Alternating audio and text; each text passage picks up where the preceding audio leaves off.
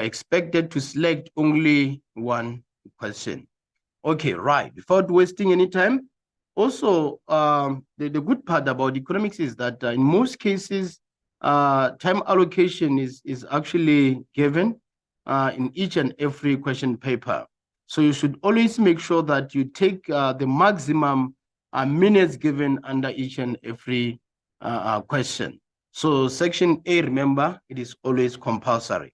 So now the first question, which is 1.1 under question 1, reads as follows. Various options are provided as possible answers to the following questions. Choose the answer and write only a letter. An example is given there, A to D. Next to the question numbers, 1.1.1 to 1.1.8 in your answer book provided. So the typical example is given there. It's 1.1.9 and the appropriate choice in that regard is D. Okay, right. So now we are now landing on 1.1.1 and 1.1.1 reads as follows.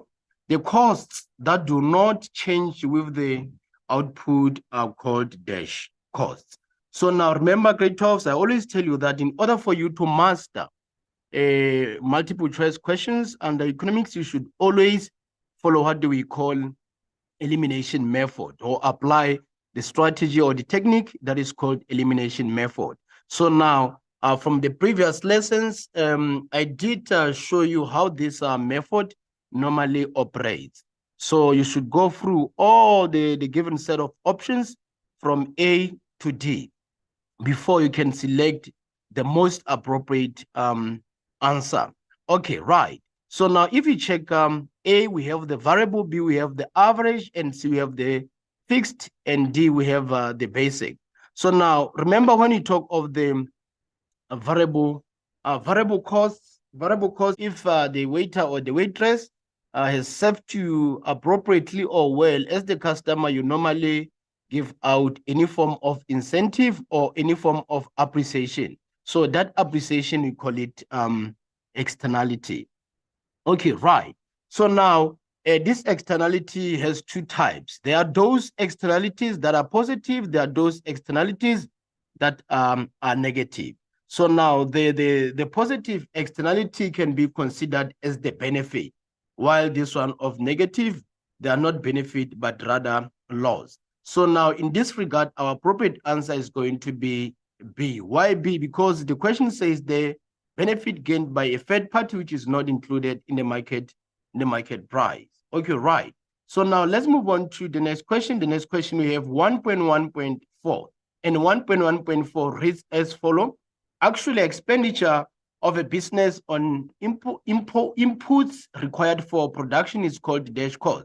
So grade 12, if you still remember, under economics, in particular, when you were dealing with costs, when we talk of a word cost, we refer to the expenses that businesses or firms normally incur on the acquisition of vectors of production or inputs necessary to process or manufacture goods and services. So now we have two types of these costs. We have implicit costs and explicit costs. So now when we talk of the implicit costs, we refer to what? We refer to those fixed or binding costs, such as the payment for workforce or payments of the employees. We also refer to payment of rent and the likes. But now when it comes to explicit costs, we refer to the costs in line with our maintenance. Okay, right. So now total cost, if you still remember, I did explain that total cost is normally equivalent to fixed cost plus variable cost. So average cost, normally we have total cost divided by any given set of quantity. So now 1.1.1 actually requires you to give the type of cost that is in line with our production of goods and services. So now if you check the options given, I did explain the options given already. So the appropriate answer in this regard is going to be A. Okay, right. So now let's move on to the next question. Next question, we have 1.1.5. 1.1.5 reads as follows. The rate at which the central bank lends money to commercial banks is called dash rate. Okay, right. So now A, we have prime. So prime rate, we refer to the interest rate that is actually charged by commercial banks towards the customers or towards the borrowers or towards the individuals. So now these are prime rate or these commercial banks that we're actually referring to. We are referring to the likes of FNB, the likes of Capitec, the likes of Time Bank, the likes of Standard Bank, and many more. Okay, so now repo rate. Repo rate, we refer to what the interest rate charged by the central bank or what Reserve Bank or South African Reserve Bank towards businesses or commercial banks. So in this regard, the appropriate answer is going to be C. Okay, right. So now moving on to next question. Next question we have 1.1.6, of which it reads as follows: religious events that are classified under tourism. So remember, grade 12, whenever we are talking of tourism we refer to what we refer to a process, a technical definition. Externality, we refer to costs and benefits that are actually incurred by the third party. But now the simple definition, when you talk of externality, we refer to tips. I know most of you, you have been in hotels. So if the waiter or the waitress has served you appropriately or well, as the customer, you normally give out any form of incentive or any form of appreciation. So that appreciation, we call it externality. Okay, right. So now this externality has two types. There are those externalities that are positive. There are those externalities that are negative.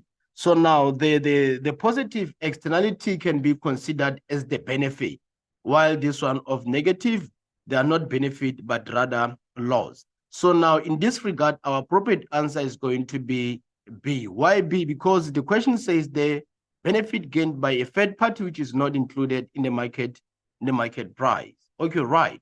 So now let's move on to the next question. The next question we have 1.1.4, and 1.1.4 reads as follows: actual expenditure of a business on inputs required for production is called dash cost.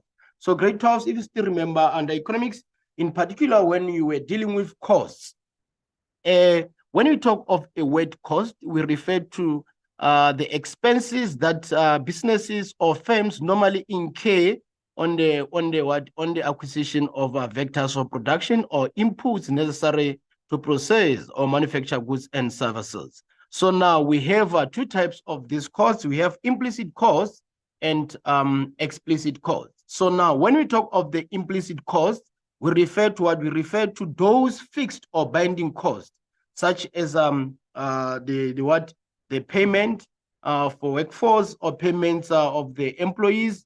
We also refer to payment of rent and the likes.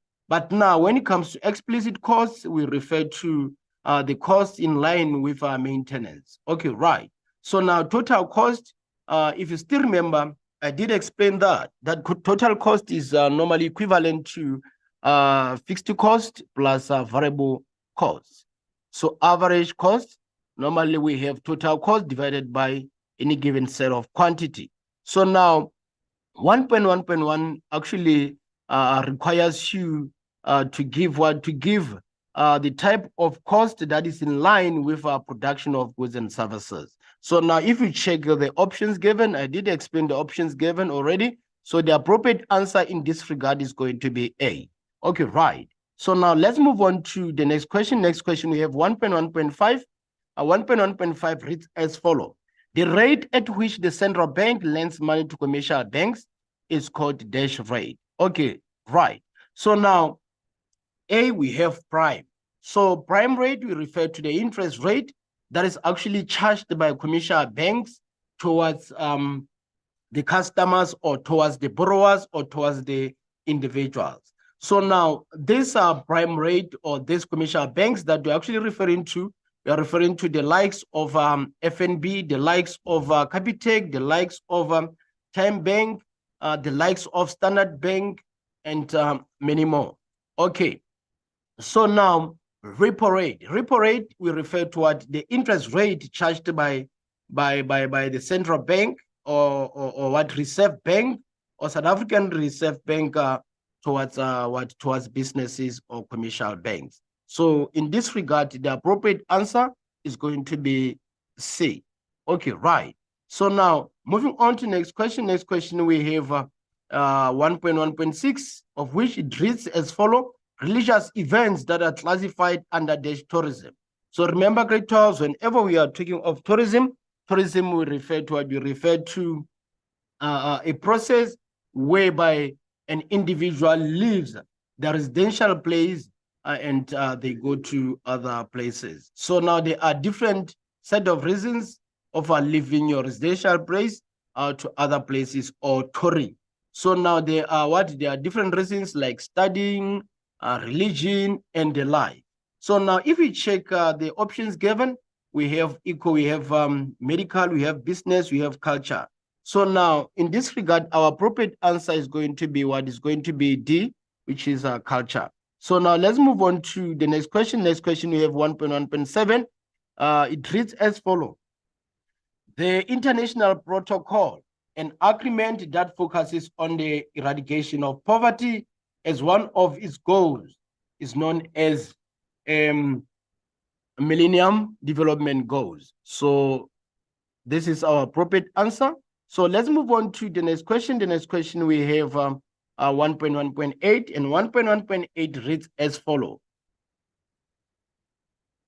the ability of the environment to survive its use for economic activity is known as sustainability, which is A.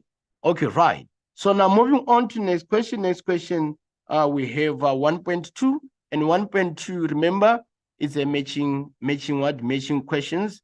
You are faced with column A and column B. So in most cases, under column A, you are given the concept, and in column B, you are given the descriptions.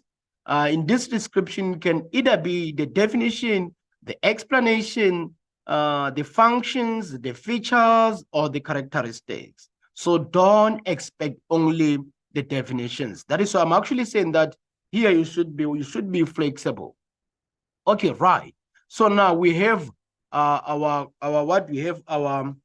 first concept in 1.2.1, so which is short run. So when you talk of short run, you talk of the period of production in which at least one of the vectors of production remains fixed. So now if we check the options given, our appropriate answer is going to be E. So we then have duopoly. So now under duopoly, we have what? We have a market that is dominated by two firms, such as Pepsi and Coca-Cola. So now if you check on the list of descriptions or characteristics given in column B, then our appropriate answer is going to be G. Okay, right, grade 12s. So now let's move on to the next question, which is 1.2.3, the black market. Black market, we refer to the market that is illegal. They are not paying tax. They are not following even the procedures that the market should always follow. So again, if you still remember grade 12s, whenever we talk of the market, we refer to a platform where goods and services are being bought and sold. So there are different classification of this platform. We have a physical market as well as electronic market. So now in this regard, our appropriate answer is going to be A. Okay, right. Moving on, we have 1.2.4, merit goods. So merit goods, we refer to what we refer to in the price of vectors of production. It is going to affect only the producers, not the consumers. So now, if you check on the list of options given, our appropriate answer in this regard is going to be F. Okay, right. So now moving on to weighted index. So weighted index, normally it is in line with our consumer price index. And if you still remember consumer price index, it is what it is the general increase in prices of goods and services, and a person that is going to be affected in this regard is going to be a consumer. So now we don't only consider one item, we consider the basket of goods and services. So now in this regard, our appropriate answer is going to be H. Okay, right. So now moving on to 1.2.7, we have World Heritage Site. So now World Heritage Site, we refer to a landmark or area which is selected by United Nations as having cultural, historical, or another form of significance. So in this regard, our appropriate answer is going to be B. Okay, right, grade 12. So now we have the last term, which is deforestation under 1.2.8. Then appropriate answer for this is going to be D, which is the process where trees are removed from the land and not replaced. Okay, right, grade 12. Now let's move on to the next question. The next question we have 1.3. And remember 1.3, you are given a set of descriptions. Now you have to come up with one concept. Okay, right. So now 1.3.1 reads as follows: a market structure that produces unique product with no close substitute, that is nothing but monopoly. That is a monopoly.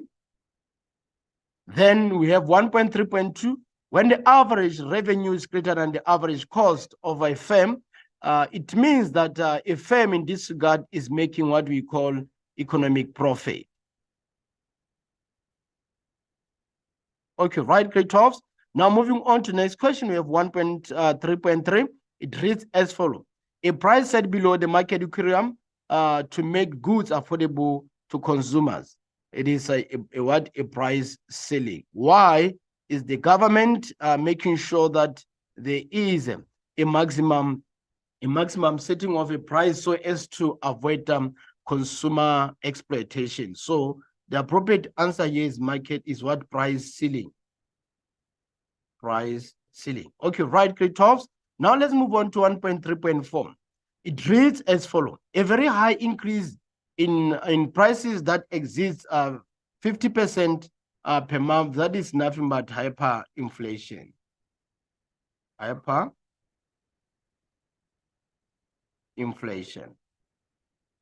Okay, right, grade 12.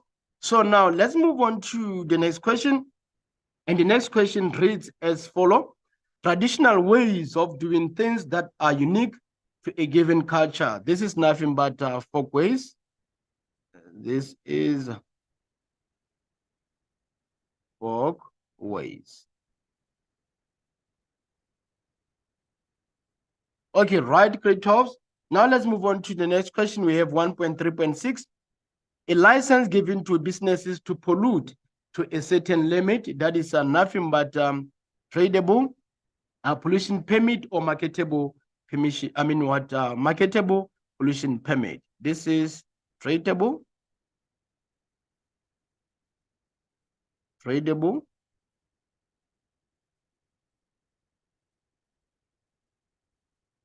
pollution permit.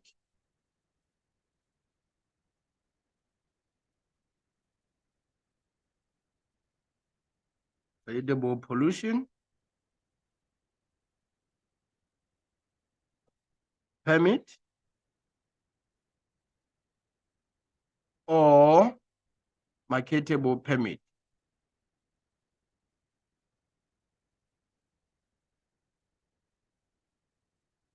Okay, right, grade 12. So now let's move on to the next question, which is question 2 under section B. It reads as follows: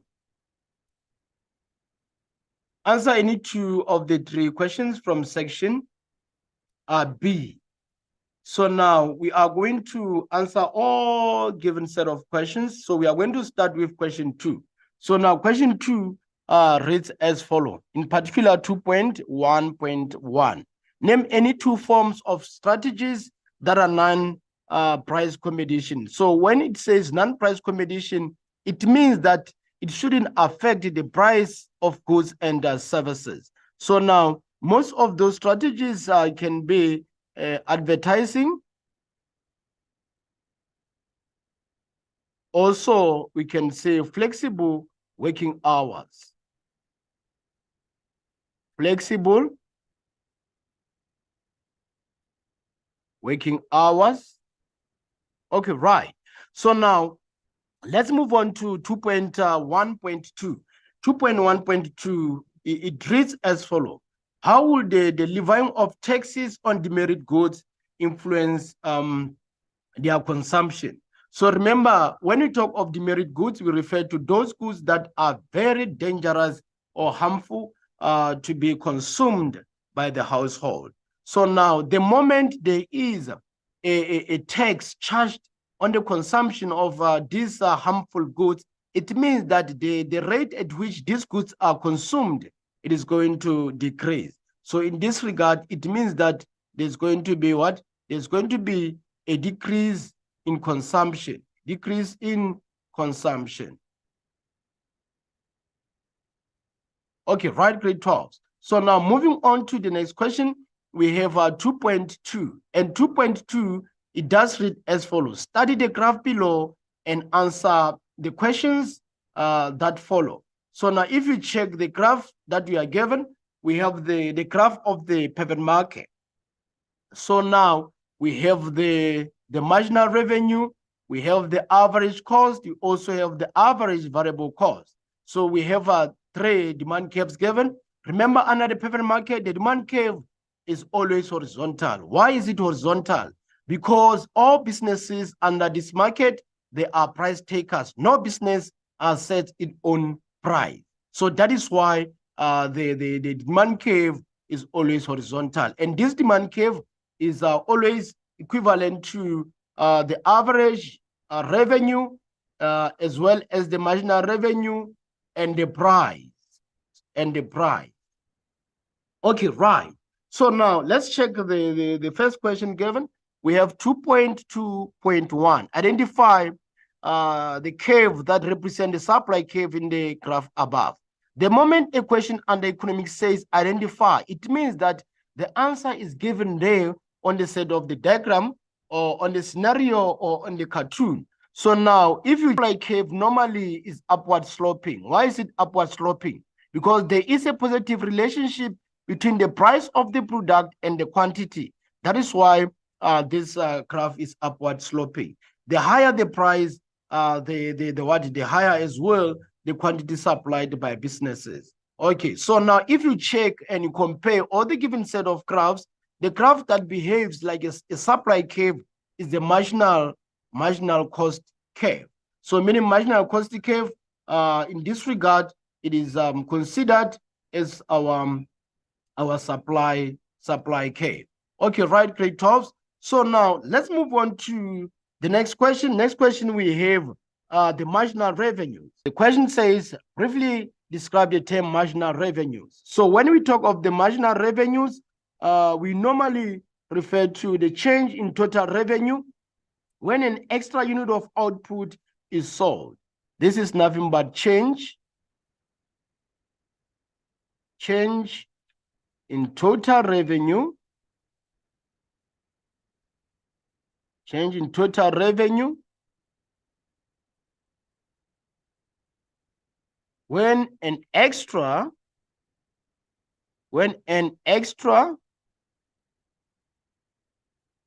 unit of output is sold. So mathematically, you can say that marginal revenue is equivalent to change in total revenues divided by change in quantity. So this is how you can mathematically calculate the given set of marginal revenues. So now the next question reads as follows. Why would the producer be reluctant or unwilling to produce 30 units or less? So now let's check. So now if you check here at B, where we have our marginal cost being equivalent to the marginal revenues, here all firms are generating normal profit. They are generating normal profit. So now the moment firms produce a quantity that is less than 40, it means that the chances of that firm being shut down are very broad. Why am I saying that? Because at the market price of 15 and quantity 30, the business only covers variable costs, which is average variable costs. Then the business might be forced to close down because there are no profits that are being generated in this regard. So we are saying that here, the business cost market price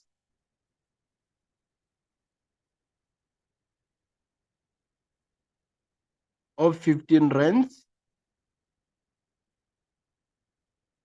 and quantity of 30 units. The business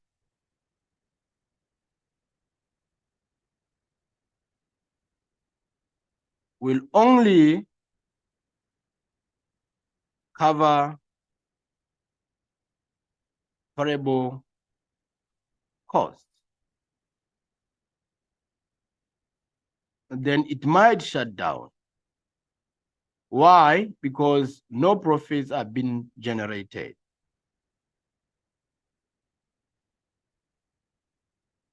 Okay, right, grade 12s. Now let's move on to the next question, which is 2.2.5. So 2.2.5, it reads as follows. Use the graph above to calculate the total revenues when the price is 25 rands. Show all the calculations, including the formula. So grade 12s, remember, whenever you calculate the total revenues, you're going to say price times quantity. So now whereby we have what we have price as 25 rands, then we have the given quantity as 50. So now when you substitute, you're going to say 25 rands multiply by 50 units. So you are going to get what? Going to get 1,250. So now this 1,250 is your final answer. Okay, right, grade 12s. Let's move on to the next question. Next question, we have 2.3. So 2.3 reads as follows. Study the extract below and answer the questions that follow. Okay, right.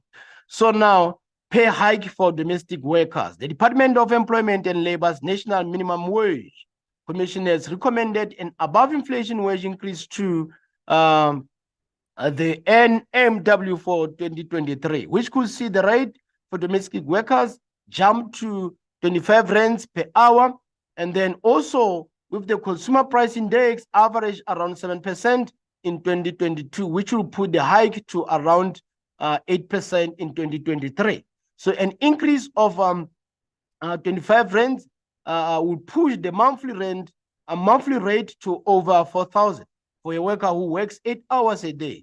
So that means 20 days a month. This will be approximately 300 more than in 2022. Okay, right. So now the first question, which is 2.3.1, reads as follows. Identify the percentage increase in minimum wage in the extract above. So if you still remember grade 12s, I told you whenever a question says identify, it means that the information you are going to pick the answer from the given set of information. It can either be a cartoon, a scenario, and the like. So now, if you check here, we have 8% for 2023 and also have 7% for 2022. So the difference is going to be 1%. So it means our appropriate answer in this regard is going to be 1%.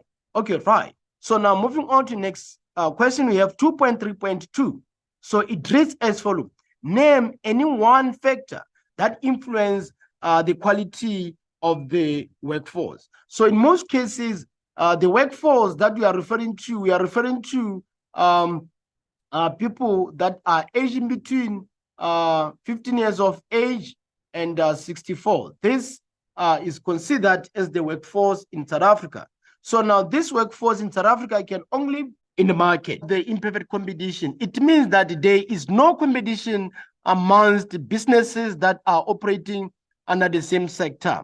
So this can either cause the supply of the goods and services to be higher than the demand of goods and services, or reverse can be the case where we have the demand of goods and services being greater than the supply of goods and services.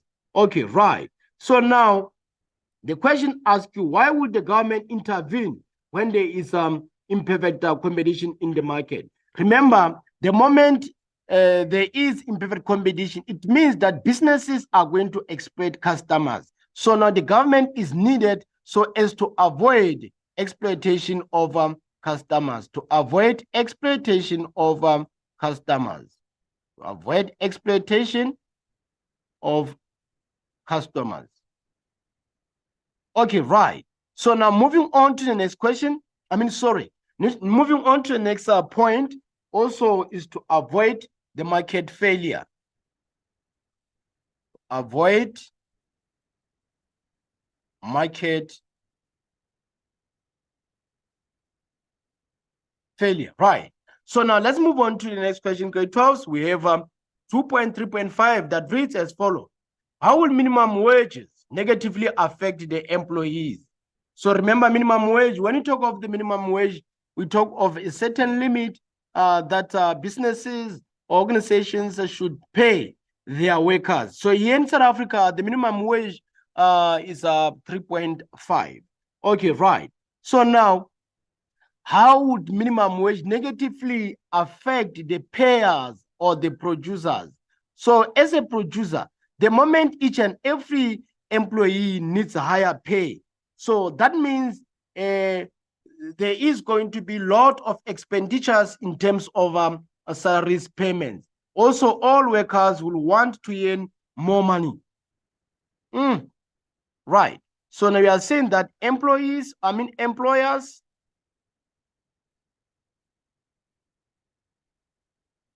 wage expenses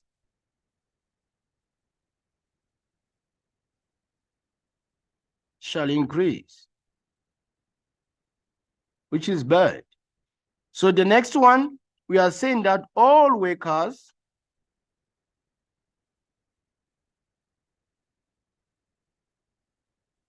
would want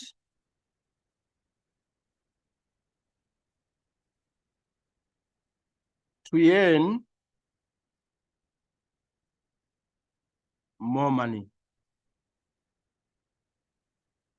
Okay, right, grade 12. Now let's move on to the next question. Next question we have 2.4.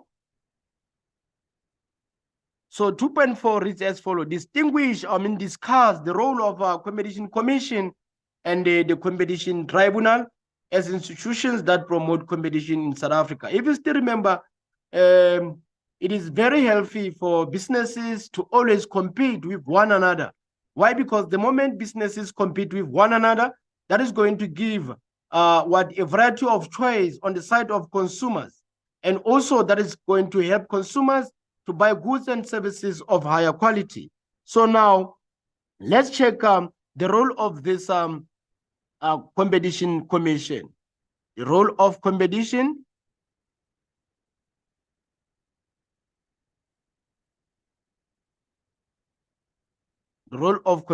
commission.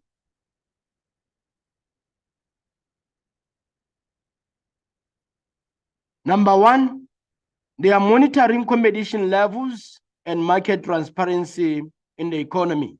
Also, they investigate an anti-competitive conduct and restrictive practices. So now, checking on the side of competition tribunal, they actually give authorizing or prohibiting larger megas or adjudicating on any conduct prohibited by the act.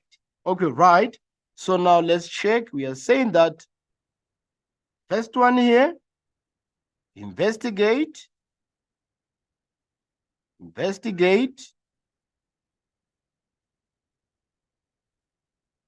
an anti-competitive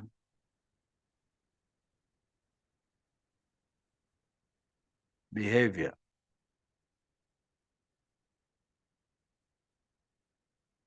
Okay, right. And also monitoring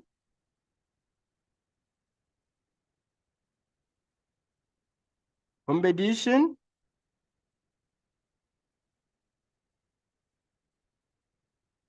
levels and market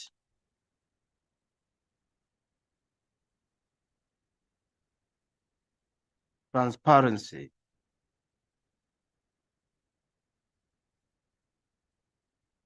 Okay, so now let's check the role of competition tribunal.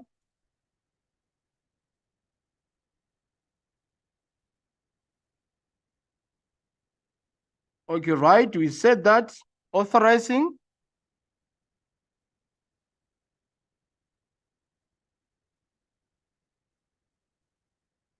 or prohibiting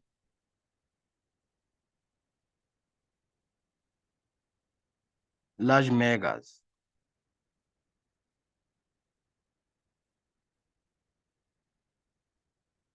Also, adjudication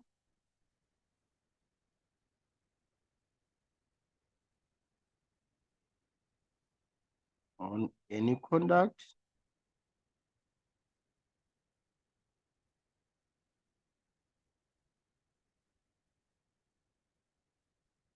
prohibited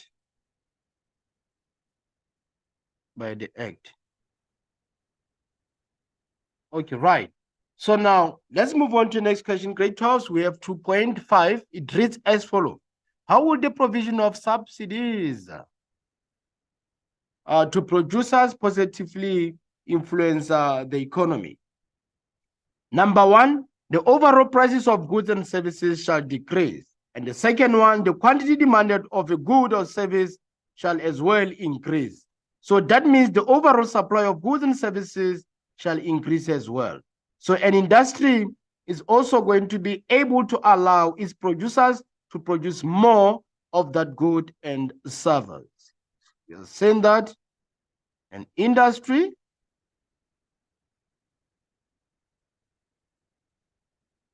able to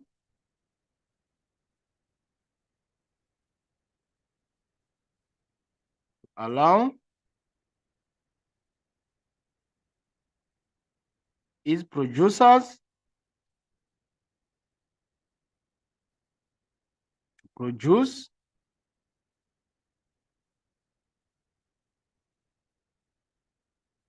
more goods and services. So that means the overall supply of goods and services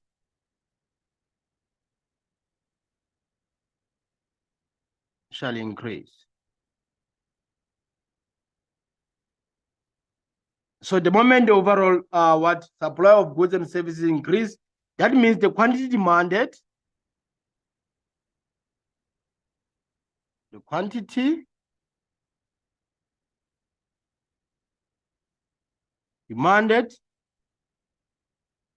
of goods and services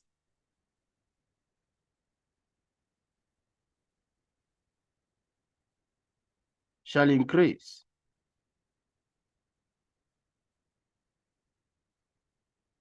And that on its own, it is going to as well influence the overall price of goods and services to decrease. Then the overall price of goods and services shall decrease. Okay, right, grade 12s. Let's move on to the next question, which is question 3. Let's move on to the next question, which is question 3. And question 3 reads as follows. Answer the following questions. So now we are going to start with question 3.1.1. So now 3.1.1 reads as follows. Give any 2 examples of goods that are excluded when calculating the core inflation.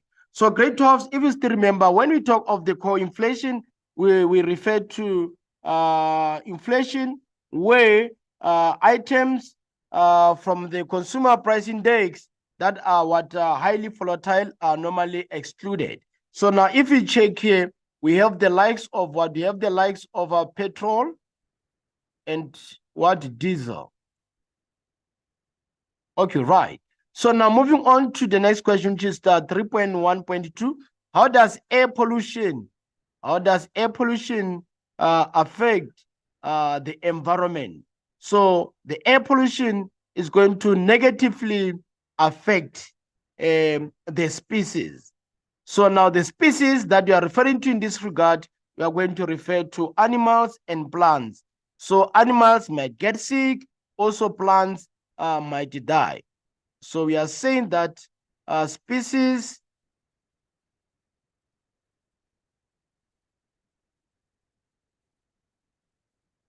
animals and plants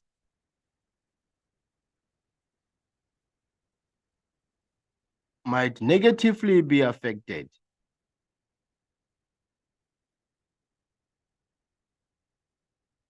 Animals might get sick and plants might die.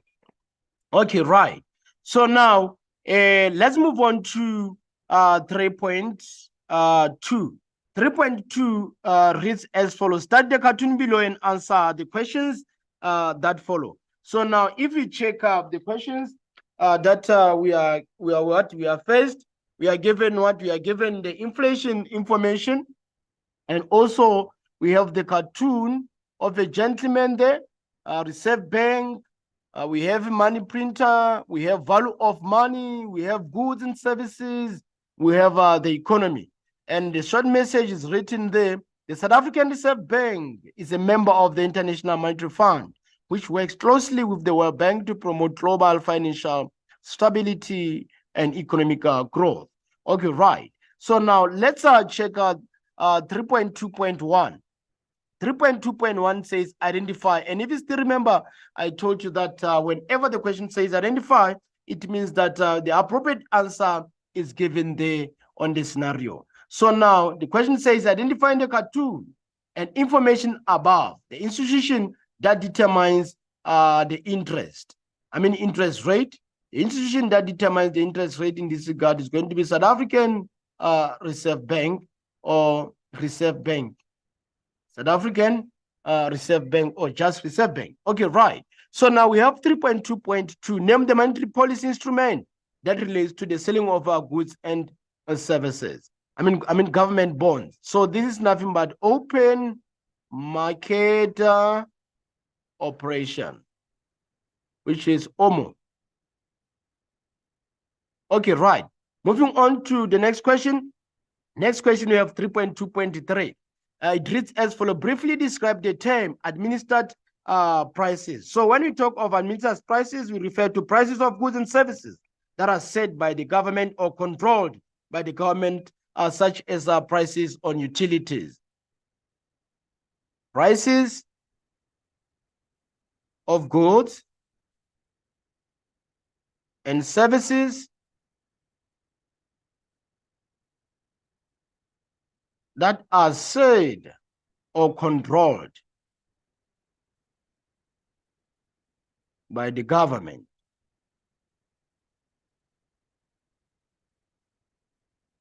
So now, e.g., we have the price of utilities like electricity and the likes.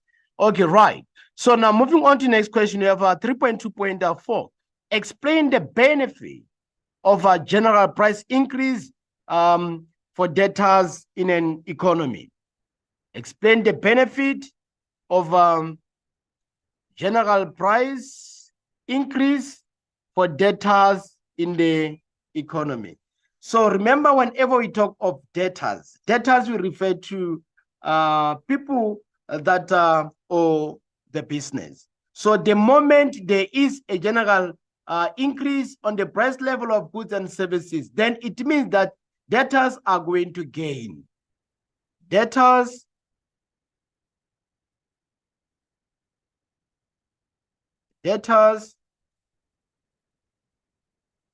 shall gain more. Okay, right. So now let's move on to the next question. The next question we have 3.2.5. How would oversupply of money impact the economy. So grade 12s, remember when we talk of the economy, we refer to household. We also refer to firms or businesses. We refer to firms.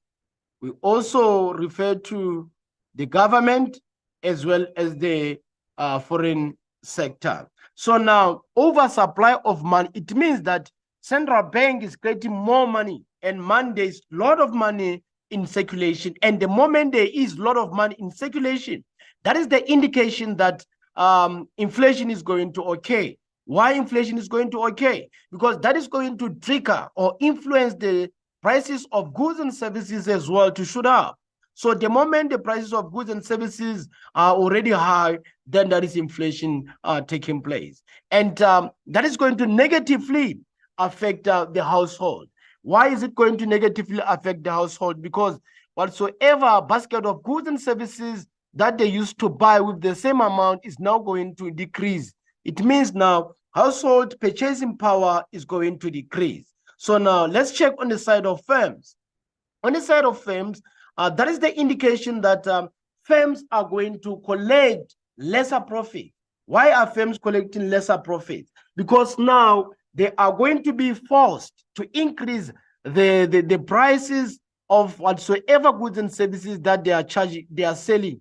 Why? Because remember, they are now forced to spend a lot of money to acquire or to manufacture goods and services. Meaning, in this regard, firms are spending a lot of money on vectors of production.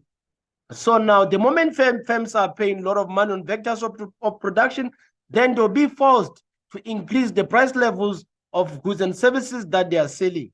So now, the moment what these customers are not coming or buying a lot of goods and services, because now money doesn't have what power, or money is not strong at all, then firms as well are going to fail to pay tax to the government.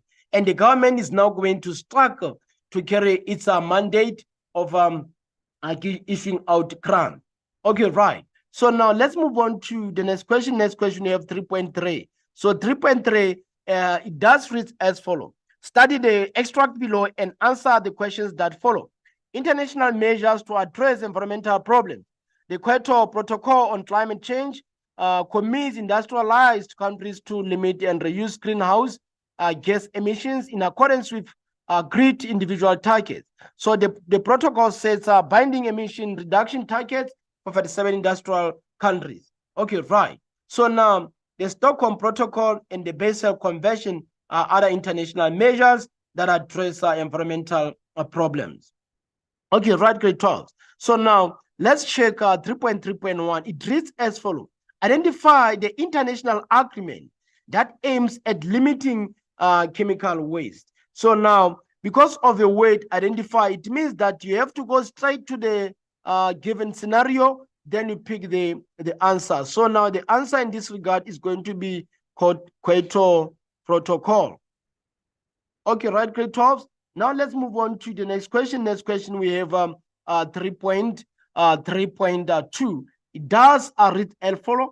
Name one other international measure on climate change.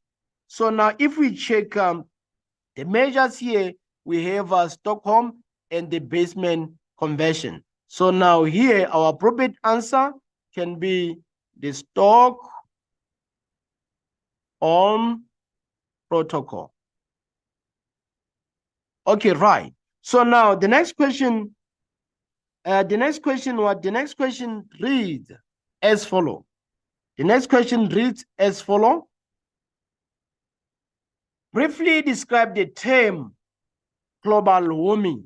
So when we talk of the global warming, we actually refer to a gradual increase in the overall temperature of the Earth.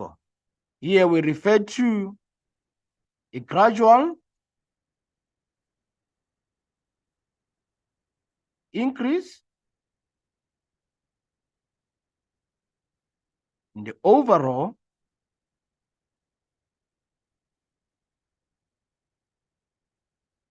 temperature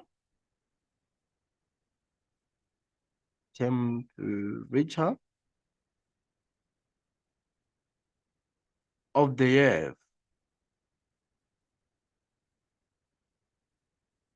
Okay, right. So now moving on to next question, we have 3.3.4. It reads as follows. What is the impact of hazardous waste on the environment? So now, if we check the hazardous waste, this is nothing but toxic metal waste. This is toxic metal waste. Toxic metal waste. So now, if we have toxic metal waste, it means that this is going to affect our soil. It will reduce soil fertility. Reduce soil fertility.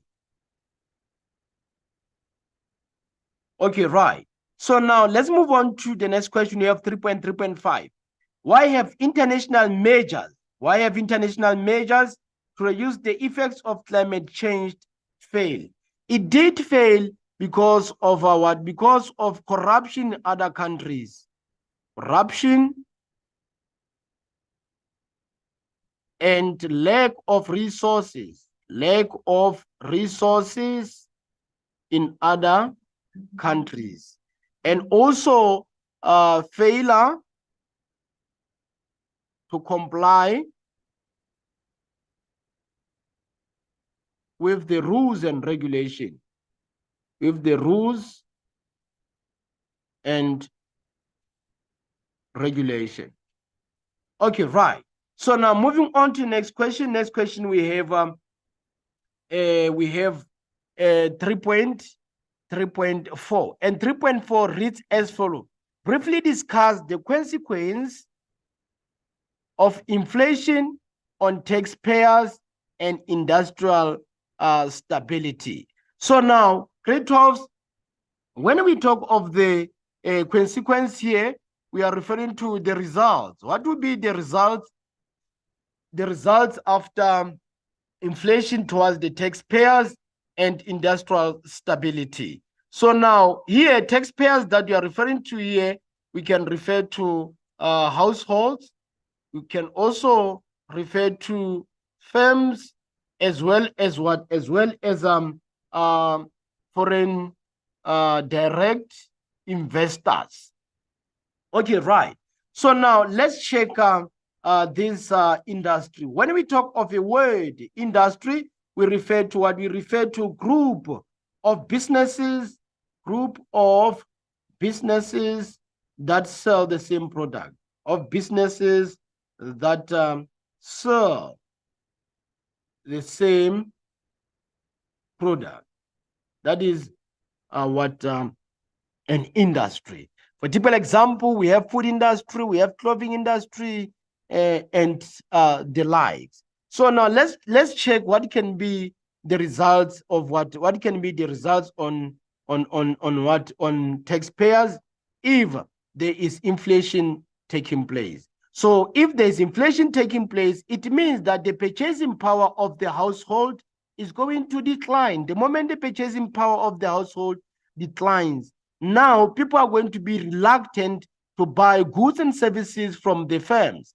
And the moment goods are reluctant to buy goods and services from the firms, it means that now firms are not going to generate enough profit. Also, on the side of firms, it means that now these firms they are going to incur a lot of costs or a lot of expenses when they produce their goods and services. And the moment they spend a lot when they produce goods and services, that is going to also influence them or drive them to increase the prices of their goods and the services.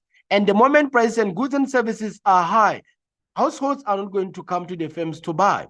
So that is going to cause the firm to collect less profit. And the moment they collect less profit, it means that for them to pay tax is going to be a struggle.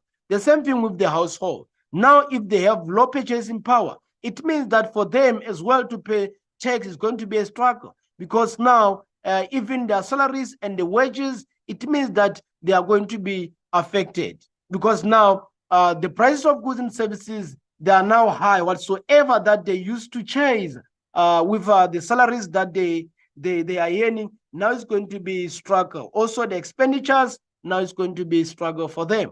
Okay, right. So now let's move on to the industries. What will happen to industry stability? There won't be any stability in industries.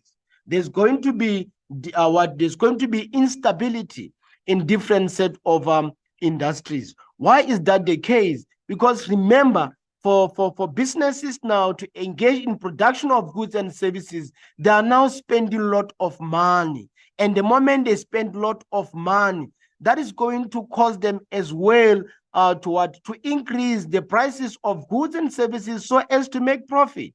And by so doing, on the other hand, they drive away households or buyers or customers, because customers normally prefer goods and services with the lesser amount. So in that regard, it means that industries also, they are not going to be able to generate the anticipated profits. Okay, right. So now let's move on to the next question. The next question we have 3.5, and 3.5 reads as follows: evaluate the impact of climate change on the economy. What do we mean by climate change? Climate change, we refer to a change in weather pattern. When we have different changes in weather pattern, that is nothing but a climate change. So now what will happen if there is this change in climate? So now remember, household is considered as one of the economy. We also have firms as one of the economy. We also have government as well as a foreign sector. So now, if you still remember, the moment there is a climate change, it means that the production of goods and services is going to be negatively affected, because some of the businesses, they are seasonal. And now if the climate is not preferable, it means that for those businesses to engage in selling, it is going to be a struggle for them. And the moment they struggle engaging into selling goods and services, it means that they are going to fail as well to pay the anticipated tax charge. Okay, right. So now, also on the side of the household, the moment there is a climate change, it means that the standard of living for household is going to change. It is going to decline. How decline? Because now for the household to produce goods and goods or to plant whatsoever crops, for them it is going to be a struggle. So the moment they struggle as well to plant or grow their own crops, that means that the standard of living is going to drop. Okay, right. So now moving on to the side of the government. The government mandate is to collect the tax from the household and the firms. And the moment household and firms are struggling to generate enough income, or they are failing to generate whatsoever money they have anticipated, then it is going to be a struggle for them to pay tax to the government as expected. Then the moment they fail to pay tax, it means that the government, in the same manner, it is going now to struggle as well to carry out its mandate, the mandate of providing price stability in an economy. Also the mandate of giving out grants to the household.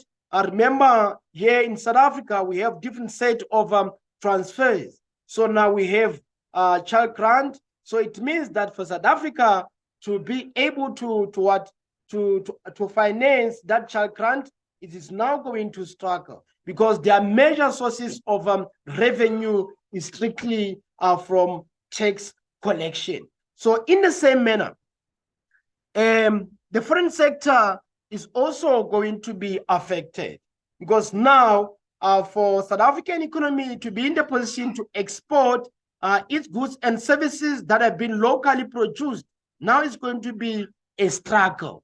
It means that now a South African economy is going to be forced to import goods and services from other countries, which is bad, because for an economy to be performing, it has to have more of the export than import. Why are we saying so? Because that is the indication that local businesses are able to produce or manufacture enough goods and services for its inhabitants. So now, after manufacturing enough goods and services for its inhabitants, then it can actually be in the position now to sell to other countries. Okay, right. So now, let's move on to the next question, grade 12. Next question, we have question 4. Okay, right. So now, question 4 reads as follows. Answer the following questions in this question. So now let's check out 4.1.4. So 4.1.4, it does read as follows. Name any two redress methods used to redistribute wealth. How do we redistribute wealth? Or what is this wealth? When we talk of wealth, we refer to accumulation of assets over time. So now when we redistribute, it means that we are taking assets from those who have a lot of assets, and then we give them to those with lesser assets. So now one of the methods that can be used in this regard can be taxation. So remember, here in South Africa is using what progressive tax method to take out the funds from those who are earning higher towards those who are earning less. So also this can be done via inheritance.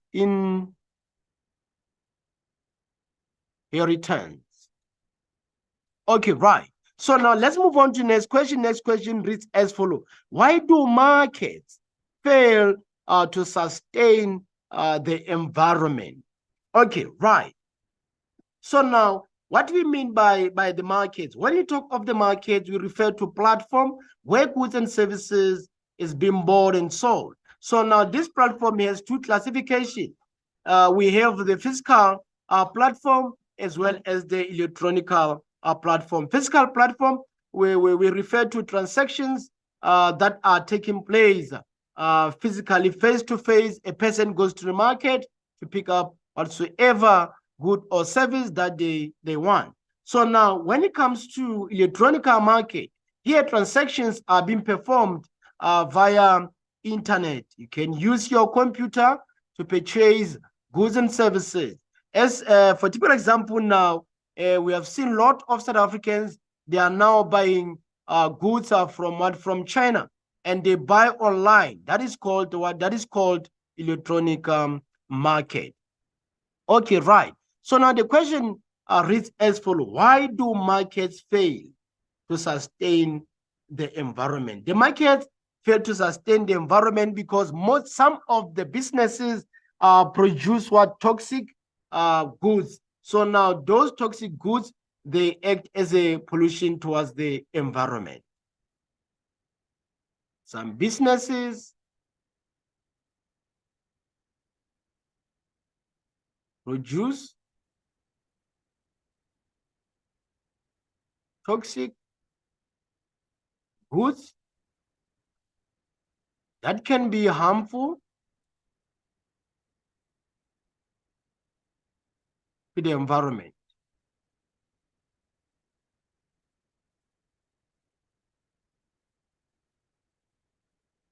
Okay, right, grade 12. Now let's move on to the next question.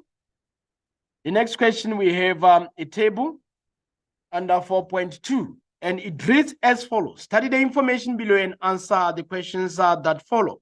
We have costs and benefits of building a dam. So now we have the project A, project B, and project C. So if you check the costs for project A are given, the cost for project B as well are given, as well as the cost for project C. Also, the benefits for this project are given. Also, benefits for project B as well as benefits for project C are given.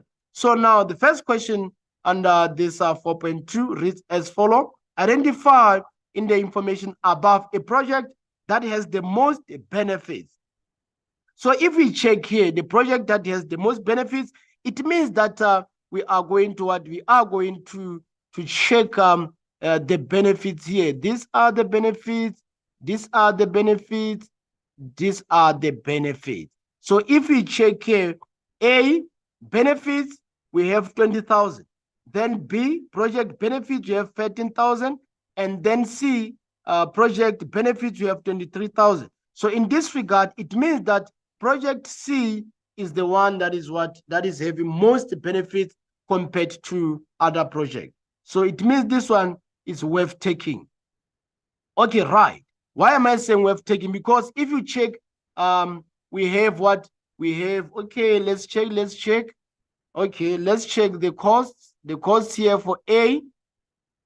Let's go back. Cost for A, it is 10,000. So the difference here is going to be 10,000 difference. So here it is the cost is 15,000. Then the benefits 13,000. Okay, right. So now here the appropriate answer is C. Okay, right. So now let's move on to the next question. The next question we have 4.2.1. It reads as follows. Name any one possible social benefit of building a bridge. So this is nothing but to facilitate easy movement. To facilitate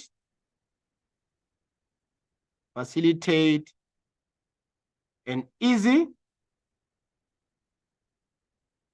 movement. It can be the movement of households or the movement of goods and services. Okay, right. So now moving on to the next question, we have 4.2.3. It reads as follows. Briefly describe the term social cost. So now social cost includes the benefit, the private benefit, as well as the external costs considered to be added. Okay, right. We are saying that this includes the private and external costs being added. Okay, right. So now let's move on to the next question, which is 4.2.4. 4.2.4 reads as follows. Why should the government conduct a cost-benefit analysis? So now the government normally has to conduct this analysis because it wants to compare which project is worth taking. Remember, the government doesn't want to spend most of its resources on projects that are less beneficial. So we are saying that to check if the project is worth taking. Okay, right. So now let's move on to 4.2.5. 4.2.5 reads as follows. Determine which project is most beneficial by calculating the cost-benefit ratio for project B. If you check up for project A, cost-benefit ratio has been calculated for you. Then project B, not yet calculated. Project C, calculated. So this is how we are going to calculate the ratio. So we have 15,000 is to 13,000. So we check which amount is less. So now if we check, we have what we have left hand side, we have right hand side. So the figure on our right hand side is less than the figure on our left hand side. So you are going to divide by 13,000 on both sides. 13,000. So moving on to the next step, we are going to have 15 divided by 13 is to 1. So now we're going to say 15 divided by 13, we have 1.2 is to 1. So it means that this is a what? 1.2 is to 1. Okay, right. So now let's move on to the next one. The next question in grade 12. Then the next question that we have what? We have 4.3. We have 4.3. And 4.3 reads as follows. Study the cartoon below and answer the questions that follow. So now if we check the cartoon, we have taxes, subsidies, property rights, as well as education.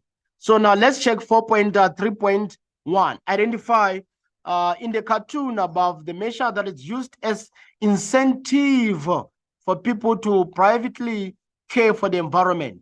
So if we check taxes, that is not an incentive. Subsidy and not an incentive, this one as well, then our incentive is going to be property rights. Property rights. Right, grade 12. Let's move on to the next question. We have 4.3.2. Name the type of tax that is levied on goods that generate external environmental costs. So these are nothing but marketable permits.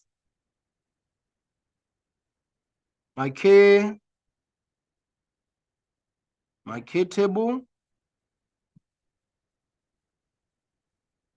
permits, right?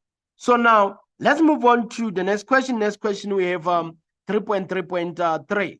Briefly describe the term conservation. So conservation is nothing but the sustainable use of the resource and management of natural resources so as to ensure availability in future. Sustainable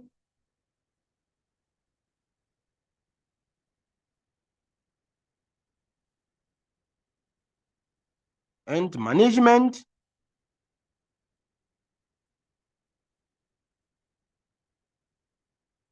of natural resources.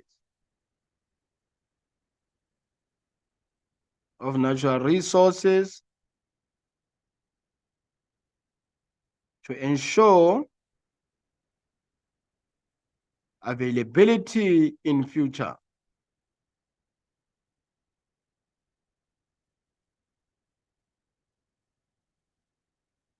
Okay, right, grade 12. Now let's move on to the next question. We have 4.3.4. So it reads as follows. Explain the role played by education in protecting the environment. The role played by education in protecting the environment. So now the moment human beings or household or people are educated on the pollution types, it means that there is going to be minimum pollution. The rate at which they are polluting the environment is going to decrease because they would have been taught how to protect the environment. Okay, right. So now moving on to 4.3.5, how can environmental subsidies be used to ensure environmental sustainability? What do we mean by subsidies? Subsidies, we refer to amount of money that has been paid by the government to businesses on behalf of the consumers. So the government normally gives out these subsidies so as to avoid customers buying goods and services with the higher price levels. Okay, right. So now, how can environmental subsidies be used to ensure environmental sustainability? So this can actually, what the government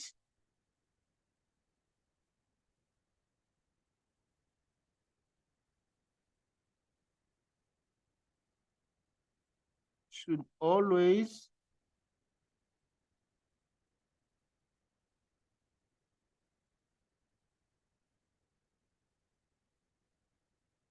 ensure that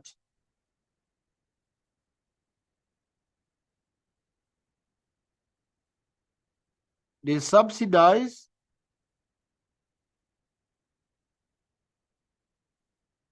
goods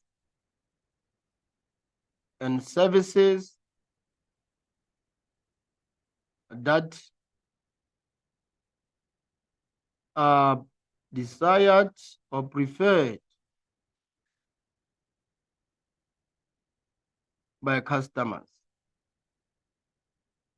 Okay, right. So now moving on to the next question, we have what? Next question we have 4.4. We have 4.4. With the aid of well-labeled graph, explain profit maximization using the total revenue and the total cost. What do we mean by the total revenue? When we talk of the total revenues, we refer to what? We refer to price of the product multiplied by the quantity of the product. So now let's check the total cost. So when we talk of the total cost, we refer to what? We refer to fixed cost plus variable cost. So now let's check the behavior of the profit maximization under these two. So what do we mean by profit maximization? Profit maximization, we refer to a point where marginal revenue is equivalent to marginal cost. So in this regard, it means that the level at which businesses are collecting profits is going to be very high. Okay, right. So now moving on to 4.5, evaluate the success of inflation targeting.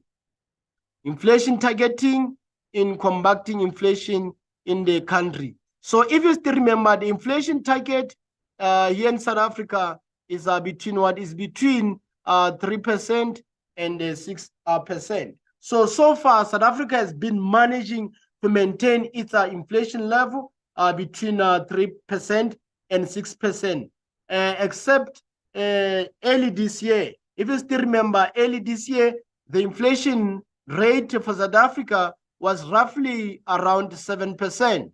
But later, then it recovered to range between 3% and 6%. So in this regard, South Africa or South African economy, it is actually managing to combat, or is managing to achieve its target range of 3% and 6% up to this far. Okay, right, grade 12. Now we have landed on section C. So if you still remember grade 12 section C, you're supposed to select only one question. So now make sure that when you select that question, you understand the requirements of that particular question. So already these questions, they're directing you on how to structure your essay. So now remember, you must add introduction, and under this introduction, you give the definition of the term understudy. So now this 6 marks question is going to be your main part.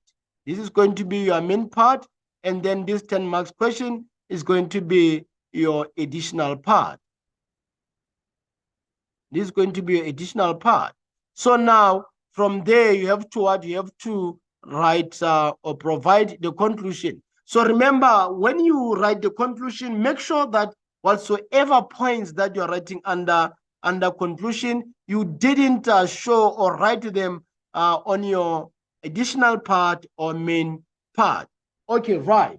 So now if we check what the question wants, the question says, compare and contrast the market structure of a monopolistic competition with an oligopoly in detail. Okay, right. So now let's check our introduction. Our introduction, we can say an oligopoly exists when a small number of large companies are able to influence the supply of a product or service in a market. So also monopolistic competition is a combination of perfect and imperfect competition. It has to some extent the characteristics of both. So there are various market structures that exist in the economy. Okay, right. That can be your essay part. So now let's move on to the main part or main body. So main body, we are going to give the subheadings. So the first subheading that we are going to consider is number of businesses. What happens under number of businesses? Also, you are going to check the nature of the product. Also, you are going to check the control over prices. You are also going to check the entrance or entry. Are there any restriction? Are there any barriers? Also, you are going to check economic profit or loss. You are as well going to check the information. Is the information given there complete or not complete? Remember, under economics, when you say the information is complete, we mean that whenever as a consumer or household you go to the market to inquire about the price of any product, even if you're not going to pick one or you're not going to buy, they should accommodate you, right? So now let's check number of businesses. Number of businesses. So monopolistic competitive markets have many sellers with small market share. Only a few suppliers manufacture the same product in an oligopoly market. So now let's check the nature of the product. So monopolistic competing firms' products are differentiated to gain a larger market share than its competitors. Also, in an oligopoly, products are homogeneous or differentiated. So now let's move on to control over prices. So producers in oligopoly or under oligopoly has considerable control over the price of their products, although not as much as in a monopoly. So also still under control of price, businesses in a monopolistic competitive market have limited control over the price. So now let's check the entry as a characteristics. So producers in a monopolistic competition market have no barriers to entry, and new firms can enter the market anytime they desire to enter the market. So now let's check the entry is not easy in oligopolistic market. This is due to brand loyalty, and it also requires a large capital outlay. Okay, right. So now let's move on to economic profit or loss. In the short run, both market type can make economic profit, economic loss, and normal profit. So if oligopolies operate as a cartel, firms have absolute cost advantage over the rest of the competitors in the industry. So abnormal high profits may be result of joint decisions in an oligopoly. So now only normal profits are possible in the long run for firms in a monopolistic competition. Okay, right. So now let's check coalition. So in an oligopoly, producers make formal agreement between firms to collide. So this is called a cartel. A cartel is a group of producers whose goal is to form a collective monopoly in order to fix prices and limit supply and competition. So for a perfect competition, only secret communication between sellers is actually possible. So in an oligopoly market, a dominant firm will increase the price of a product in the hope that its competitors will see this as a signal to do the same thing. So this is referred to as price leadership and is an example of tacit coalition. So in a monopolistic competition, coalition is impossible due to many sellers. Okay, right. So now let's check decision making under this too. So an oligopoly is characterized by mutual dependence. The decision of one company will influence other businesses. So the decision of producers in monopolistic competitive market is influenced by other competitors. So now let's check the demand curve. So the demand curve of a monopolistic competitive firm is downward sloping by relatively elastic. So now as well, let's check the demand curve of an oligopolistic is downward sloping, but kinked relatively inelastic and elastic. So let's check examples. An example of monopolistic competitive firm is food outlets, in particular fast food outlets. So also an example of oligopoly can be opaque. So let's check technical efficiency. Under technical efficiency, a monopolistic competitive market is close to being technically efficient possible. Also, technically efficient is possible for an oligopoly. So now let's check allocative efficiency. Allocative efficiency is that under oligopoly is not allocatively efficient. A monopolistic competition market is close to being allocative efficient. Okay, right. So now, trade-offs, let's check our additional part. So now our additional part, we have a coalition. So the question reads as follows: how can coalition negatively affect the economy? Remember, coalition is when businesses are now joining venture or now they're having alliance.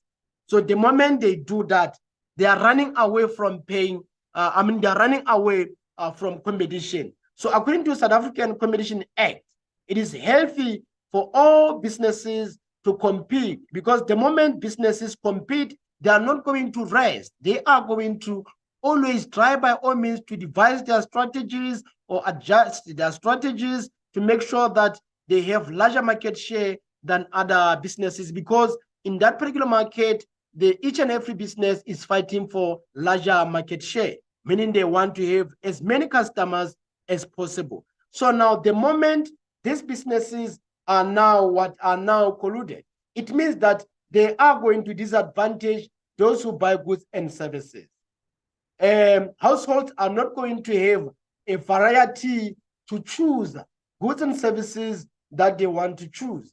Also, the household, they are now going to be disadvantaged in terms of what? In terms of quality of goods. It means now the standard of goods and services is going to be low. So the moment the standard is low, then that is a clear indication that households are going to buy goods and services of low standard. So now remember, grade 12s, I told you earlier that whenever we talk of the economy, we refer to household, we refer to firms, we also refer to government as well as the foreign sector. So now let's check how this coalition is going to affect the government.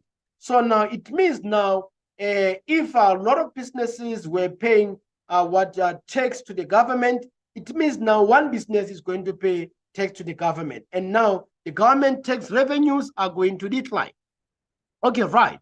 So now grade 12, let's move on to the next question, which is question 6. If you still remember, I said it in a previous question that already this denotes the structure of the essay under economics. So now 26 marks is nothing but main part. So when we talk of this 10 marks is nothing but additional part. So now you have to come up with an introduction, and also here you come up with a conclusion. Okay, right, grade 12. So now let's move on. So now the first question reads as follows: examine in details the benefits of tourism. So now under introduction, you have to define the word tourism. So tourism is the activities of people traveling to and staying in places outside their usual environment for no more than one consecutive year for leisure. So businesses and other purposes not related to activity remunerated from within the place they actually visited. So now let's check the household. So now if we check how tourism affects the household, households benefit through three main impacts of prosperity: earning an income directly from the tourism industry. Spending by tourism means income to household because of salaries and wages they earn through employment or through their own endeavor in the tourism industry. So improve infrastructure for tourists, but can be used by the local people. E.g., we talk of soccer city like F&B, stadium, hotels, roads, water supply, and electricity, and the like. So skills, tourism requires a variety of skills for which education and training are actually needed. So now let's check on the side of businesses. Economic and basic services infrastructure is usually provided by the public sector, which is the case in South Africa. So this is used as a foundation of superstructure. So in tourism, such as superstructure consists of businesses that provide accommodation, transport, build, attraction, retailing, recreational services, and the likes. They are normally private sector activities and make up the profit generating element of a tourist destination. So a combination of public and private sector finance are used to develop destinations. So in particular in South Africa, a PPP is the corporate form for this. So now the public sector also provides a range of financial incentives for private sector tourism. So here, for typical example, we have grants, subsidies, loan, tax rebates, and the likes. Apart from the traditional opportunities in the formal sector, there are many informal and less traditional opportunities. These serve as stepping stones for previously neglected groups in the tourism business. So also entertainment, laundry, transportation services, car rentals, craft, curious sales, walking tour guides, and tour of scientific places. Okay, right. So now let's check on the side of the government. The main avenue for the government to benefit from tourism is through the levy of taxes.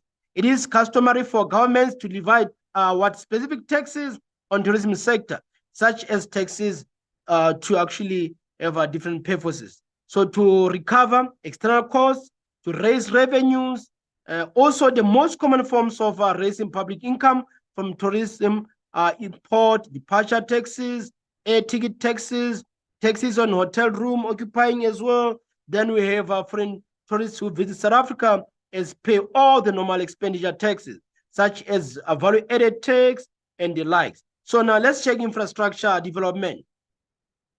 Adequate and well-maintained physical and basic service infrastructure are essential for tourist destination.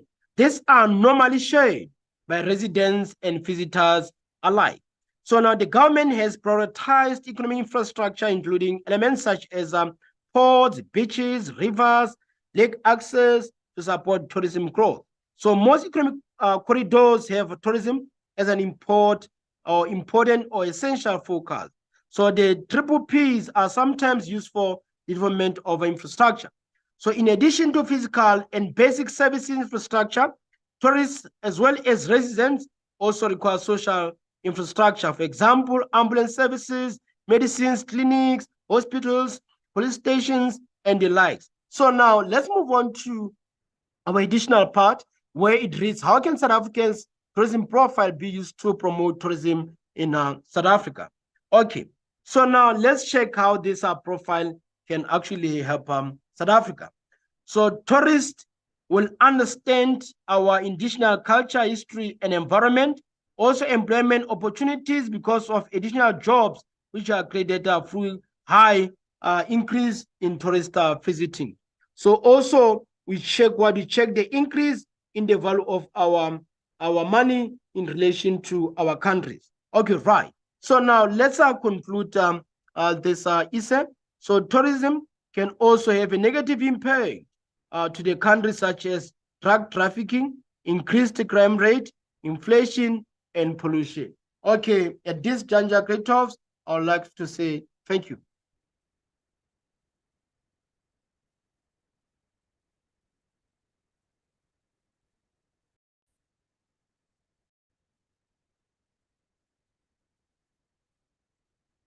Okay, Great Talks, surely you're all fine. So today we are going to discuss economics paper 2. So it's the final paper that was written today. That was written yesterday, sorry.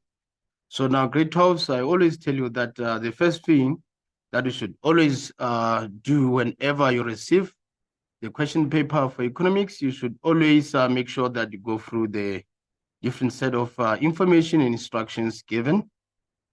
So remember, it is so important to go through the instructions and information given. Why? Because they are actually considered as part of the examination. So now if you still remember the structure of economics paper, we have 3 sections, which is section A, section B, and section C. So section A is compulsory, and it carries 30 marks. Section B, you are given 3 questions, and the expectation is only to choose 2 questions, of which 1 question carries 40 marks. And again, we have the last section, which is section C. Section C, in most cases, you are given 2 questions, and you are expected to select only 1 question. Okay, right. Without wasting any time, also, the good part about economics is that in most cases, time allocation is actually given in each and every question paper. So you should always make sure that you take the maximum minutes given under each and every question. So section A, remember, it is always compulsory. So now the first question, which is 1.1 under question 1, reads as follows. Various options are provided as possible answers to the following questions. Choose the answer and write only a letter. An example is given there. A to D. Next to the question numbers, also you're given an example inside the brackets 1.1.1 to 1.1.8 in your answer book provided. So the typical example is given there. It's 1.1.9 and the appropriate choice in that regard is D. Okay, right. So now we are now landing on 1.1.1 and 1.1.1 reads as follow. The costs that do not change with the output are called dash costs. So now remember, grade 12s, I always tell you that in order for you to master multiple choice questions under economics, you should always follow what do we call elimination method, or apply the strategy or the technique that is called elimination method. So now from the previous lessons, I did show you how this method normally operates. So you should go through all the given set of options from A to D before you can select the most appropriate answer. Okay, right. So now if you check A, we have the variable, B, we have the average, and C, we have the fixed, and D, we have the basic. So now remember, when you talk of the variable costs normally it does refer to fixed cost minus total cost. So average, that's where we have total cost being divided by quantity, and fixed costs here we refer to variable costs minus total cost. Okay, right. So now the question needs you to give the output that can actually be in line with the cost in that particular question. So now the appropriate answer in this regard is going to be C. Okay, right. So now let's move on to the next question, which is 1.1.2. So 1.1.2 reads as follows. The removal of rules and procedures to allow easy entry of new firms in the market, that is called deregulation, which is A. Okay, right. Moving on to the next question. Next question, we have 1.1.3. It reads as follows. The benefit gained by the third party, which is not included in the market price, is known as dash externality. Okay, I'm going to explain to you the meaning of externality in two definitions or two forms. So now I'm going to give technical definition as well as a simple definition. So now when we talk of externality under a technical definition, externality will refer to costs and benefits that are actually incurred by the third party. But now the simple definition when you talk of externality will refer to tips. I know most of you, you have been in hotels. So if the waiter or the waitress has served you appropriately or well as the customer, you normally give out any form of incentive or any form of appreciation. So that appreciation, we call it externality. Okay, right. So now this externality has two types. There are those externalities that are positive. There are those externalities that are negative. So now the positive externality can be considered as the benefit, while this one of negative, they are not benefit, but rather loss. So now in this regard, our appropriate answer is going to be B. Why B? Because the question says the benefit gained by a third party, which is not included in the market price. Okay, right. So now let's move on to the next question. The next question, we have 1.1.4. And 1.1.4 reads as follows. Actually, expenditure of a business on inputs required for production is called dash cost. So grade 12, if you still remember, under economics, in particular, when you were dealing with costs, when we talk of a word cost, we refer to the expenses that businesses or firms normally incur on the acquisition of vectors of production or inputs necessary to process or manufacture goods and services. So now we have two types of these costs. We have implicit costs and explicit costs. So now when we talk of the implicit costs, we refer to what? We refer to those fixed or binding costs, such as the payment for workforce or payments of the employees. We also refer to payment of rent and the likes. But now when it comes to explicit costs, we refer to the costs in line with our maintenance. Okay, right. So now total cost, if you still remember, I did explain that total cost is normally equivalent to fixed cost plus variable cost. So average cost, normally we have total cost divided by any given set of quantity. So now 1.1.1 actually requires you to give the type of cost that is in line with our production of goods and services. So now if you check the options given, I did explain the options given already. So the appropriate answer in this regard is going to be A. Okay, right. So now let's move on to the next question. Next question, we have 1.1.5. 1.1.5 reads as follows. The rate at which the central bank lends money to commercial banks is called dash rate. Okay, right.